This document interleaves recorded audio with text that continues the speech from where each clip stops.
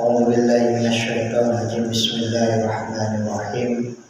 الحمد لله رب العالمين وبه نستعين على أمور الدنيا والدين.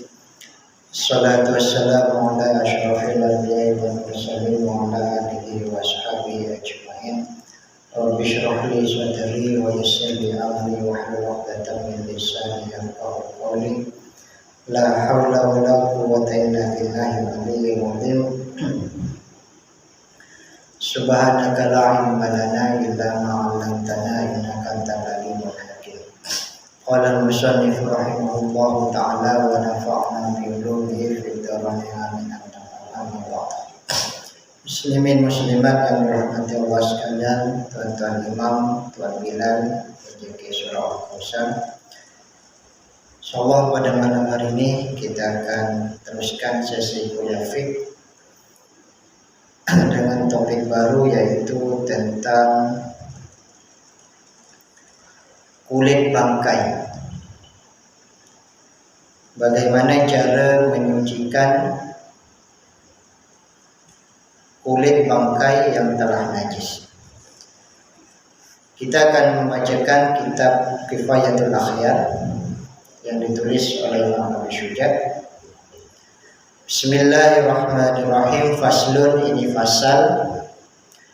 Wajuludul mayyitati, dan adapun kulit bangkai, tathuru, ialah dapat menjadi suci, bitibari, dengan samak. Tuan-tuan, seperti disebut di dalam hadis Nabi SAW bahwa seluruh bangkai binatang itu hukumnya adalah najis, kecuali illas samak wal jaradah, kecuali ikan dan belalang. Jadi kita perlu bersyukur kepada Allah Subhanahu wa taala karena ikan yang menjadi keperluan asas kita setiap hari, Allah berikan pengecualian daripada sifat yang asal dia adalah najis. Ya, kita boleh bayangkan tuan-tuan, kalau tiap hari kita pergi kedai belikan dan ikan itu kena sama untuk kita makan. Jadi alangkah susahnya kita nak melakukan itu setiap kali. Jadi alhamdulillah Allah berikan pengecualian bahwa ikan adalah suci walaupun dia telah mati. Dan ikan-ikan di kedai itu semuanya kebanyakan sudah mati. Jadi kulit bangkai binatang yang najis itu boleh menjadi suci bitibari, dengan menyamak, illa jildil kalbi, kecuali kulit anjing, wal khinziri, dan babi. Karena anjing dan babi adalah termasuk najis mughalladhah dalam mazhab Imam Syafi'i, yaitu najis berat. Wama, dan binatang tawallada, yang lahir min huma, dari keduanya, maksudnya anak anjing atau anak babi, au min ahadihima, atau daripada salah satu keduanya, anjing dan babi. Misalnya anjing itu punya anak daripada perkawinannya dengan kambing. Anjing dengan kambing kawin dapat anak. Anak tuh kira najis mughalladhah juga. Atau babi kawin dengan kerbau dapat anak, maka anak itu mughalladhah juga, najis berat juga. Dan kalau dia jadi bang, maka kulitnya pun adalah tidak boleh suci dengan menyamak. Jadi sama ada hidup ataupun mati, anjing babi ini tidak suci, tetap najis selama-lamanya. Tidak ada cara yang boleh mensucikan anjing dan babi, tidak ada cara dalam mazhab Imam Syafi'i. Bahkan anjing itu jelas-jelas disebut di dalam Al-Quran, khinzir. Al-hayawan, adapun hewan-hewan alladzi yanjusu, yang menajis bil mauti, kerana mati, idza dubiga, apabila telah disamak, jilduhu, kulitnya, yadkhuru, maka akan menjadi suci bitibagi, dengan sama. Jadi sudah pasti sawaun sama saja fi dzalika di dalam perkara tersebut makulul lahmi binatang itu, bangkai binatang itu, makulul lahmi adalah binatang yang boleh dimakan wa ghairihi dan binatang yang tidak boleh dimakan. Sama ada bangkai binatang itu boleh dimakan ataupun tidak. Kalau sudah disamak maka dia sudah pasti suci, boleh digunakan. Dan hari ini teman-teman kita banyak melihat banyak kulit-kulit binatang, misalnya ikat pinggang, dompet, dan bed, salah satunya. Wal aslu fi dzalika, adapun asal fi dzalika dalam perkara itu hadis Maimunah adalah hadis Maimunah radhiyallahu anha, mudah-mudahan Allah meridhai anha daripadanya. Maimunah ini salah satu istri kepada baginda sallallahu alaihi wasallam. Haitsu qala Nabi sallallahu alaihi wasallam, ketika bersabda Nabi Muhammad sallallahu alaihi wasallam fi syatiha, tentang syat, kambing yang sudah meninggal diheret, ya. Kalau dia sudah menjadi bangkai, apa Nabi kata, lau akhadtum ihabaha, seandainya kamu mengambil ihabaha kepada kulit kambing yang diheret tadi itu. Kemudian sahabat pada masa itu, jadi yang mengheret kambing itu sahabat. Nabi kata, kalaulah kamu boleh ambil kulit kambing yang kamu heret tadi itu, kulit bangkai itu. Tapi sahabat bertanya pula, faqalu innaha mayyitatun. Nabi, bukankah ini bangkai? Boleh ke kulit bangkai ini kita gunakan? Jadi sahabat belum tahu. Faqala Rasulullah SAW, maka bersabdalah Nabi Muhammad SAW, yutahhiruhu al-ma'u wal qaradu, yutahhiruhu dapat mensucikan kepada syat tadi itu, kulit kambing yang diheret itu, al-ma'u apa air, wal qarad dan daun salam. Jadi inilah hadis dalil yang menunjukkan bahwa kulit bangkai binatang yang sudah mati boleh disucikan dengan menyamak, yaitu menggunakan air dan daun salam. Ini dalilnya, teman-teman. Dan cara menyamak kulit bangkai binatang ini yang sudah jadi bangkai ini bukan hanya daun salam saja. Ada beberapa kaidah juga yang lain atau alat lain yang insyaallah kita terangkan selepas ini. Jadi air dan daun salam itu hanya salah satu cara yang ditegaskan oleh Nabi Muhammad SAW, dan ada lagi beberapa cara yang ditunjukkan oleh para ulama. Rawahu Abu Dawud wan Nasa'i, dan telah meriwayatkan hadis tadi Imam Abu Dawud wan Nasa'i wa isnadu hasanun, dan sanad hadis ini adalah hasan, baik. Maksudnya hadis ini boleh digunakan pakai sebagai hujjah. Hadis yang seterusnya, wa'an Ibnu Abbas, daripada sahabat Ibnu Abbas radhiyallahu anhu, daripada radhiyallahu anhu, mudah Allah meridhai kepada keduanya. Kenapa anhuma, dari keduanya? Kan Ibnu Abbas ini dua orang, teman. Ibnu Abbas anak kepada Abbas. Nama sebenarnya adalah Abdullah bin Abbas, tetapi seringkali ditulis dengan Ibnu Abbas, jadi merujuk kepada anaknya. Jadi orang Arab ini biasa membanggakan nama ayah, nama atuk dan keturunan dia ke atas. Itu orang Arab. Jadi kalau dipanggil nama ayah itu dia rasa bangga. Jadi orang Arab itu salah satu tradisi, keunikan orang Arab. Jadi kalau dipanggil Ibnu Abbas, bukan nama sebenar tapi Ibnu Abbas, maksudnya anak kepada Ibnu Abbas. Nabi Muhammad pun begitu juga. Nabi Muhammad ini banyak nama-nama yang dipanggil oleh sahabat. Kadang-kadang dipanggil Abi Qasim, ayahnya Qasim, anaknya Qasim. Ada lain-lain. Jadi dua orang, Abdullah dan Abbas. Abbas ini adalah pakcik kepada Rasulullah SAW. Jadi Abdullah ini adalah sepupu kepada baginda SAW.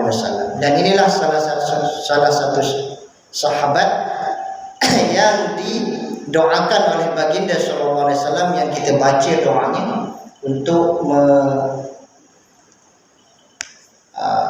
memberi kefahaman agama kepada anak-anak kita. Apa doa itu yang masyhur itu, Allahumma faqihu fiddin wa 'allimhu ta'wil. Ya Allah, ajarkanlah anak ini tentang agama, wa 'allimhu ta'wil, dan ajarkan dia tentang takwil atau tafsir. Karena itu tuan-tuan, ketika Ibnu Abbas ini umur 16 tahun, ketika zaman pemerintahan Umar bin Khattab, dia telah dilantik sebagai mufti. Jadi Umar bin Khattab kalau ada perkara agama yang tidak faham atau ayat-ayat Al-Quran yang tidak faham, dia akan rujuk kepada Ibnu Abbas. Padahal umurnya masih 16 tahun pada masa itu.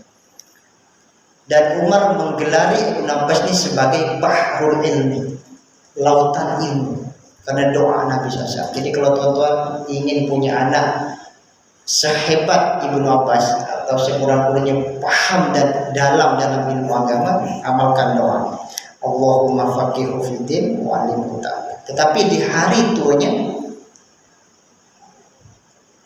dia meninggal ketika umur lebih kurang 72 atau 73 tahun.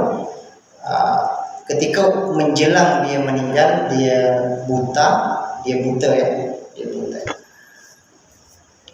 Sampai dia meninggal. Tetapi ketika dia meninggal dunia itu, ada burung merpati yang melafazkan kalam Allah Subhanahu wa taala.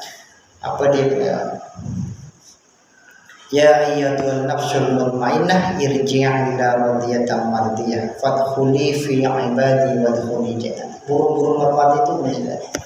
Jadi dan jasad Ibnu Abbas ini harum. Saya pernah menulis tentang Ibnu Abbas ini. Anna Rasulullah sallallahu alaihi wasallam, bahwa sesungguhnya Nabi Muhammad sallallahu alaihi wasallam qala bersabda, idza tubigal ihabu, dan apabila disama al-hiba kulit bangkai itu, faqat tahura, maka telah menjadi suci kulit tersebut. Rawahu Muslim, telah meriwayatkan hadis tadi itu Imam Ibnu Muslim. Jadi ini hadis yang kedua tentang kesucian cara menyamak kulit bangkai.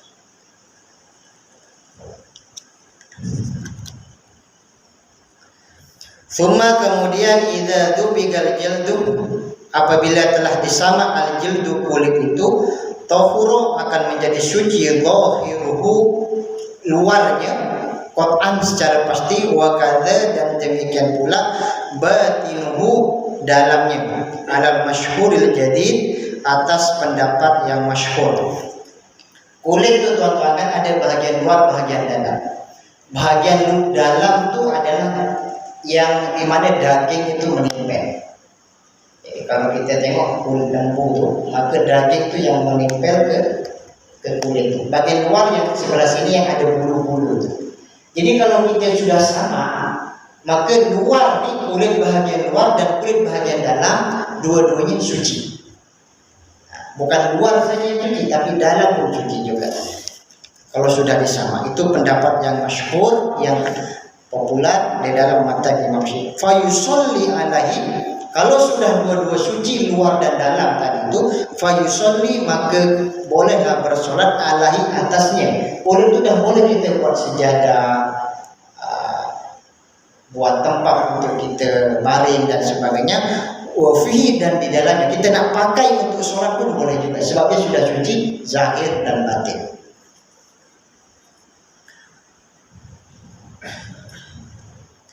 Wa yustamalu, dan boleh digunakan kulit yang sudah disama itu fil asya'il yabisati, di dalam sesuatu al-yabisati yang kering. Sama ada dia kering, war rutubati, dan basah, dua-dua suci. Sebab sudah disama. Wa yajuzu, dan boleh bai'uhu, menjualnya, wa habatuhu, dan menghibahkannya, memberikan kepada orang lain, wal wasiyatu bi, dan mewasiatkan bihi, dengan kulit tadi itu. Sebab status sudah suci. Nak pakai, nak jual, nak wasiat, nak bagi hadiah, semua boleh. Barang halal. Berbeza kalau barang najis. Kalau barang najis, maka dipakai tidak boleh, dijual tidak boleh, dihibahkan tidak boleh, diwasiatkan pun tidak boleh. Contoh tuan-tuan, kulit ular, kulit bangkai kulit ular dan belum disamak lagi misalnya, maka dia tidak boleh digunakan untuk ikat pinggang, dijual di pasar tidak boleh, nak dibagi kepada orang sebagai hadiah walaupun itu bukan orang Islam pun tidak boleh juga, sebab dia tidak halal. Jadi jual beli barang yang tidak halal ini hukumnya tidak boleh.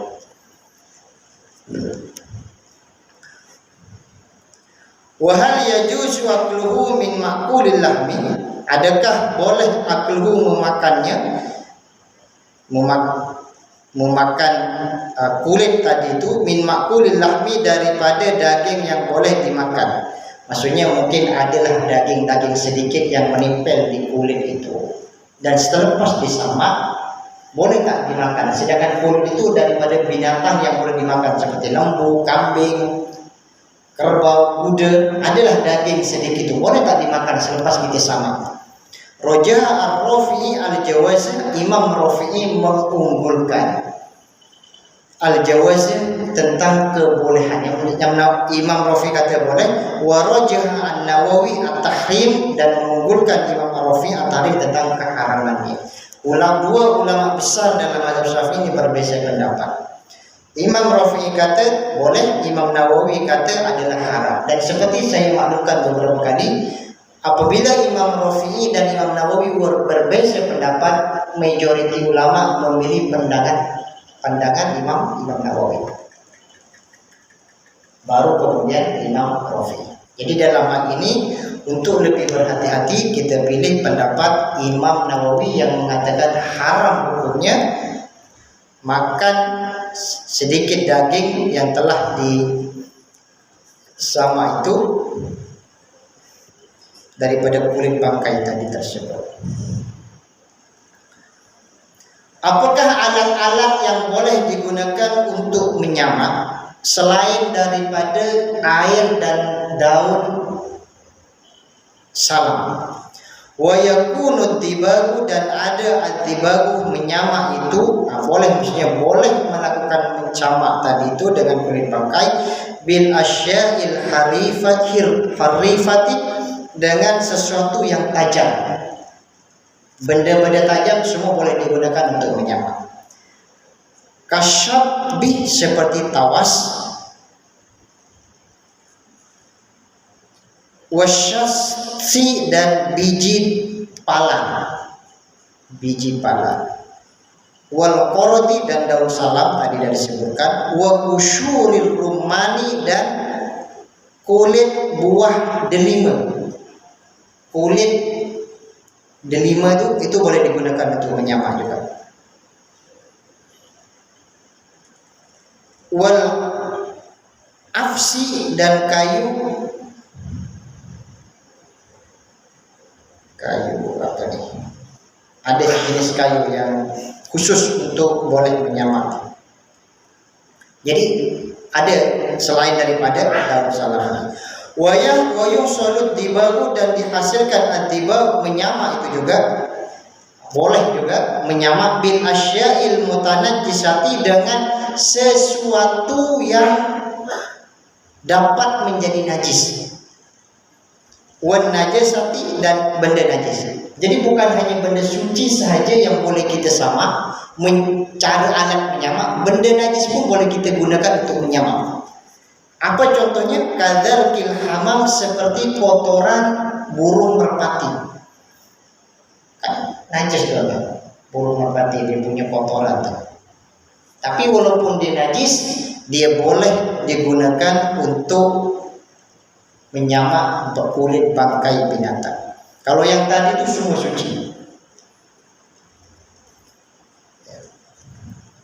Alal as-sahih, menurut pendapat yang sahih di dalam mazhab Imam Syafi'i, wala yakfi, dan tidak cukup, tidak boleh at-tajmidu biturabi, dengan membekukan biturabi dengan debu, biturabi dengan debu, wasyamsi, dan matahari, ala sahih, menurut pendapat yang sahih.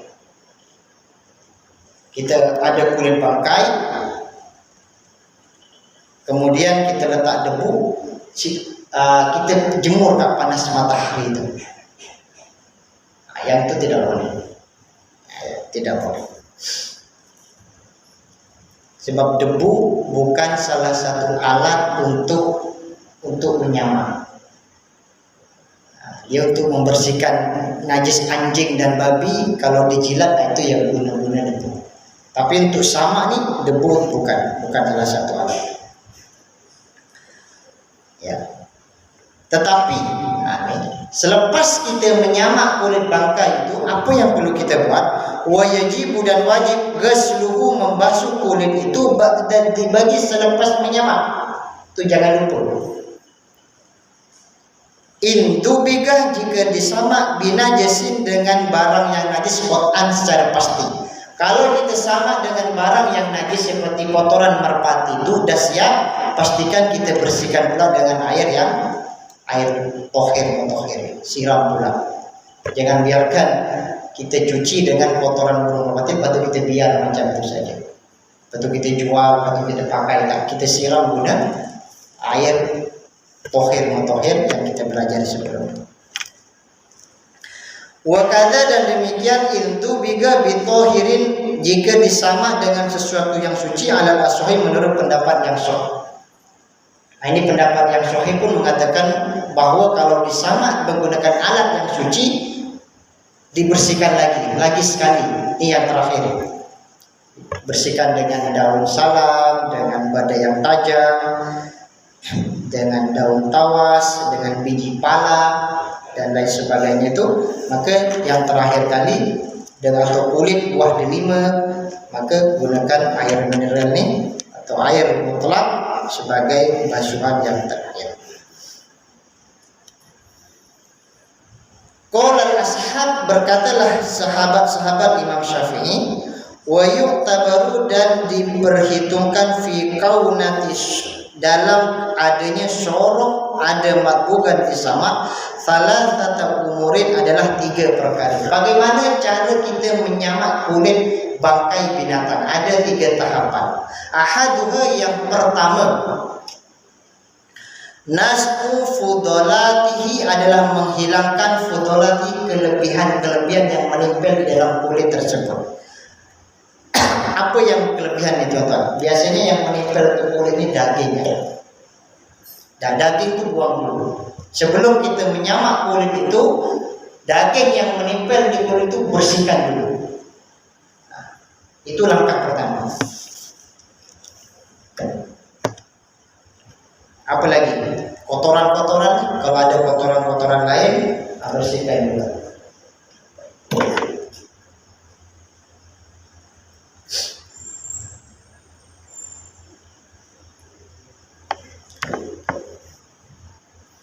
Asani, yang kedua, selepas kita bersihkan kelebihan-kelebihan kotoran ataupun daging dalam kulit itu, maka peringkat yang kedua, ayyatiba, adalah mengharumkan nafsal jild, kulit itu, bagi dia bersih betul-betul, bagi wangi, bagi harum.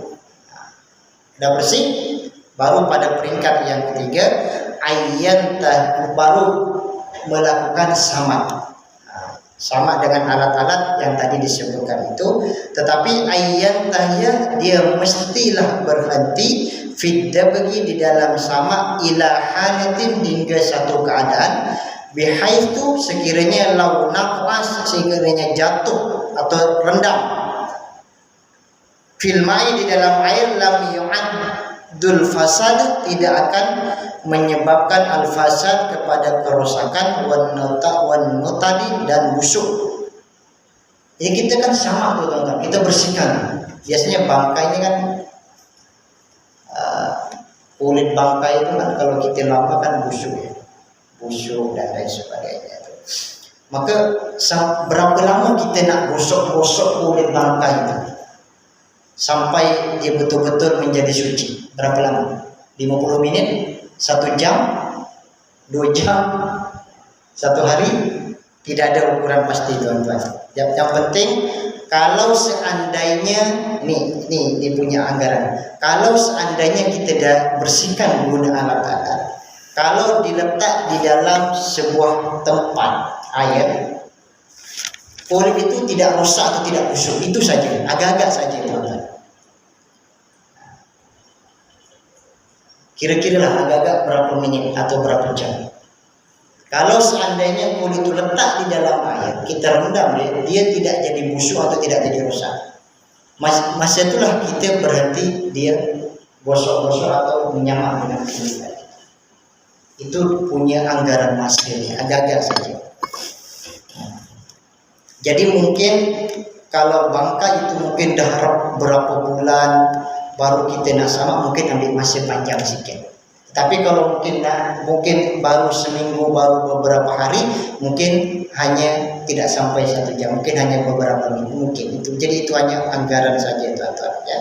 Sebab bangkai yang lama mungkin dia punya kebusukan itu lebih lama daripada kulit bangkai yang masih baru lagi.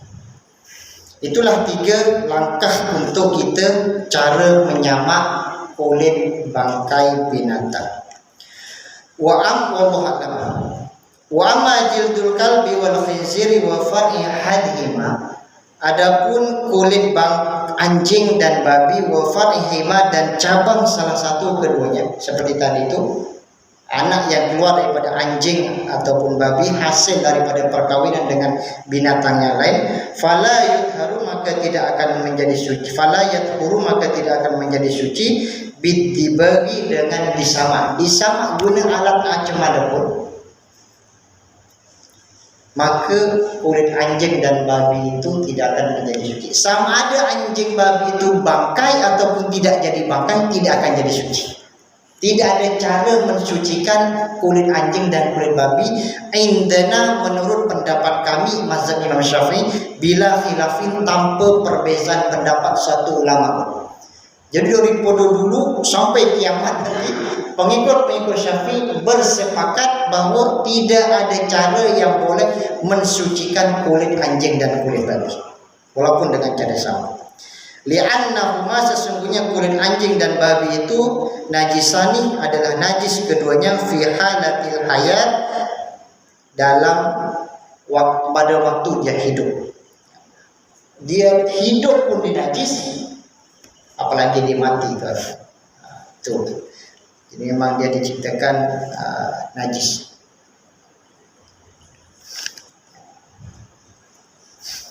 Tapi kenapa Allah menciptakan anjing dan babi ini? Pasti ada hikmahnya. Tidak ada sesuatu yang sia-sia Allah ciptakan di tanah, di bumi, termasuk anjing dan babi. Walaupun dia adalah najis, tidak boleh dijual belikan, tidak boleh disentuh. Kalau basah, airnya najis, tidak boleh dijual belikan. Tetapi ada hikmah sendiri. Misalnya babi, salah satu hikmah penciptaan babi ini, dia makan seluruh kotoran-kotoran binatang yang lain, termasuk kotoran manusia, bahkan kotoran dia sendiri dia makan. Dan kotoran ini adalah salah satu punca datangnya penyakit. Jadi dengan adanya babi makan kotoran-kotoran binatang yang dibuang merata-merata tempat itu, maka kuranglah penyakit yang menimpa kita manusia. Kita ini kan dekat dengan hewan-hewan, sekarang kita ini semua banyak hewan.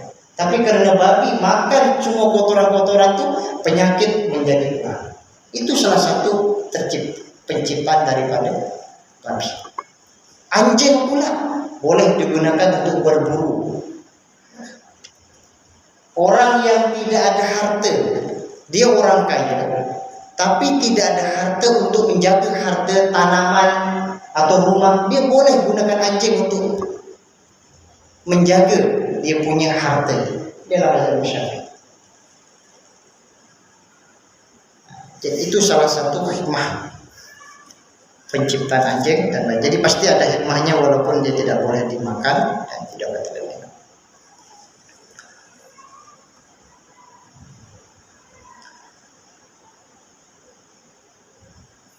Wa azmul maitati, adapun kulit bangkai. Nah, sekarang tadi kulit bangkai. Wa azmul maitati, adapun tulang bangkai. Wa sya'ruha, dan rambut bangkai, suci ke tidak? Kalau kulit sudah pasti najis. Kulit bangkai semua najis kecuali, dan boleh disucikan dengan cara sama. Kalau tulang bangkai dengan rambut suci ke tidak? Dalam mazhab Syafi'i, najisun adalah najis illal adamiyah, kecuali anak Adam. Jadi kalau ada bangkai, kulitnya najis, tulangnya najis, rambutnya pun juga najis. Kecuali anak Adam, kita manusia. Manusia walaupun sudah mati, tiga-tiga suci. Kulitnya suci, tulangnya suci, rambutnya suci. Karena itu kita sentuh kan, kalau ada orang meninggal. Kalau ada ahli keluarga kita, sahabat kita, guru kita meninggal, jiran kita sentuh, kita cium, kita peluk, kita mandikan juga. Karena kulit manusia walaupun dia sudah mati, hukumnya suci, tidak najis. Jadi kenapa kita nak bersihkan tulang? Tujuan memandikan tulang. Kenapa tak perlu mandikan orang yang sudah meninggal? Bukan nak bersihkan najis itu, tuan-tuan. Itu salah satunya ialah nak bersihkan najis yang ada di dalam badan. Tapi bukan karena faktor itu. Bukan faktor itu yang utama kenapa jenazah itu perlu dimandikan. Bukan karena kulitnya najis, bukan karena rambutnya najis, tulangnya najis lalu kita dimandikan untuk dibersihkan. Itu bukan itu kuncinya. Karena adalah supaya jenazah ini menghadap Allah Subhanahu wa taala, dia menghadap dalam keadaan yang suci zahir. Itu di salah satu tujuan. Maka perlu dimandikan dengan niat menghilangkan hadas besar, lepas itu diwudukan untuk menghilangkan hadas kecil. Itu tujuannya. Bukan seperti kulit bangkai ini dibersihkan dulu, bukan. Walaupun itu juga salah satu cara memandikan jenazah dulu, dibuang dia punya najis dulu, kotoran dan sebagainya. Karena itu tuan-tuan, kita berdoa mudah-mudahan sebelum jenazah kita dimandikan oleh orang lain, supaya kita suci menghadap Allah Ta'ala. Minta diri sendiri ini supaya kita meninggal dalam keadaan yang suci. Jangan tunggu orang lain mensucikan kita. Kita kalau boleh, ruh itu keluar daripada badan kita dalam keadaan yang suci, punya wudu atau tidak, atau kita sudah menghilangkan hadas besar. Minta kalau boleh begitu, minta. Kalau orang mandikan jenazah badan kita roh kita sudah lepas. Kita yang nak roh kita keluar daripada jasad kita sedang punya wudu. Itu yang kita nak. Kita nak menghadap Allah Subhanahu wa taala dalam keadaan yang suci zahir. Itulah insyaallah husnul khatimah. Maka salah satu caranya adalah membiasakan atau melazimkan wudu. Jangan batal wudu. Maksudnya jangan putus wudu, bukan tidak batal wudu. Wudu itu pasti batal lah tuan-tuan ya. Kentut batal, kencing batal, buang air besar batal. Maksudnya lepas itu kita wudu lagi. Jadi wudu batal macam itu. Jangan putus. Seperti yang Nabi buat. Ulama-ulama soleh dulu begitu. Wudu itu tidak terputus. Insyaallah kita akan meninggal dalam keadaan itu, insyaallah. Al-aslu fi dzalika qauluhu ta'ala, adapun asal di dalam perkara itu adalah firman Allah Ta'ala, hurrimat alaikumul maitatu, diharamkan alaikum atas kamu al-maitatu, apa bangkai. Itulah dalil di dalam Al-Quran tentang keharaman bangkai. Jadi bangkai itu meliputi kulit, meliputi tulang, meliputi rambut, semuanya adalah najis kecuali manusia. Wala syakka, dan tidak ada keraguan, annal aqma, sesungguhnya tulang, wasyakra, dan kulit, min ajza'il hayawan, adalah bahagian daripada binatang, termasuk bagian binatang, karena itu dia najis. Naam, ya fi sya'ri di dalam rambut khilafun ada perbezaan pendapat fi annahu sesungguhnya rambut itu yang justru menjadi najis bil mauti dengan mati amla atau tidak. Ada perbezaan. Adakah rambut binatang, kucing misalnya tuan-tuan, kan kalau kita hidup, kalau kucing itu hidup, kita sentuh dia punya rambut atau bulu itu kan suci. Tapi kalau dia mati, adakah dia menjadi najis? Itu ada dua pendapat. Ahaduhuma, adapun salah satunya la yanjusu, dia tidak najis. Walaupun kucing mati itu sentuh jadi punya kulit, tidak najis. Kenapa? Li'annahu, karena sesungguhnya kucing tadi itu la tahilluhu al-hayatu, tidak menempati al-hayatu apa kehidupan, fala ruha fihi, maka tidak ada ruh di dalamnya. Maksudnya kucing yang mati itu, dia rambut itu bukan tempat letak nyawa kucing itu.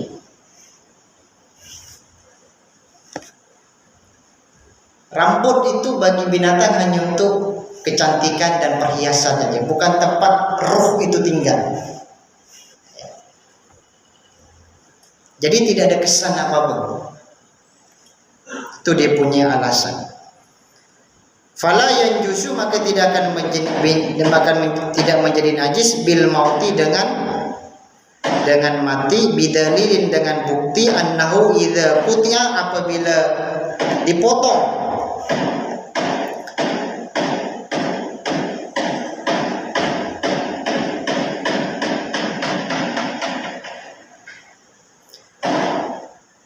Sekali lagi tuan-tuan ya, sekali lagi. Apabila dipotong rambut itu la yahusu, tidak akan merasa, wala ya'lamu, dan tidak sakit. Rambut kucing itu kalau kita potong tuan-tuan, dia tidak akan menjerit atau nangis. Sebab itu bukan tempat ruh ditinggal di rambut itu. Maka kalau dia mati pun tidak ada kesan apa-apa, tidak akan jadi najis. Ini pendapat yang pertama. Wa haruman, adapun pendapat yang paling kuat, annau sesungguhnya rambut itu yang justru adalah menjadi najis. Wa huwa alladhi jazama bihi syekh, itulah yang ditetapkan oleh syekh, liannau in halatul hayatu fayanjusu illa fayanjusu tab'an lil jumlati liannau min jumlati. Dia pendapat yang kedua mengatakan bahwa rambut binatang bangkai itu najis sebab dia termasuk daripada sekumpulan semua bagian-bagian binatang. Jadi kalau kulit bangkai itu jadi najis, maka yang lain itu menjadi najis semua.